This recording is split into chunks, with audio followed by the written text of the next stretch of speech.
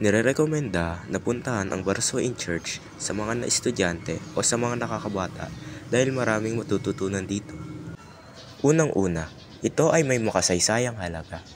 Ang Barsoing Church ay kilala rin bilang Cradle of Democracy in the East dahil dito ginanap ang unang kongreso noong 1898. Narerekomenda din itong puntahan dahil madali lang itong puntahan. Ang Barsoing Church ay matatagpuan sa Malolos, Bulacan na malapit lamang sa Metro Manila. Madali lang itong puntahan kung ikay gagamit ng pribadong sasakyan o pampublikong transportasyon.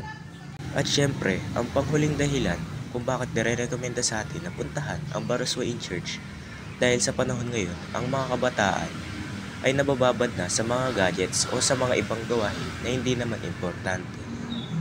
Ang Barsoing Church ay pinapakilala ulit sa atin ang mga simbahan, pati na rin ang Panginoong Diyos. Bakit nga ba ito kailangang puntahan?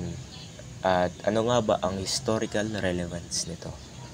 Tulad ng sinabi ko kanina, kailangan itong puntahan dahil marami tayong matututunan dito at malalaman natin kung ano nga ba ang mga naganap sa lugar na ito. Isa na doon ang paglibat ni General Emilio Aguinaldo ng kanyang gobyerno dito sa Malolos, Bulacan. From Kawit, Cavite o Cavite El Viejo, nilipat niya ito dito sa Malolos, Bulacan.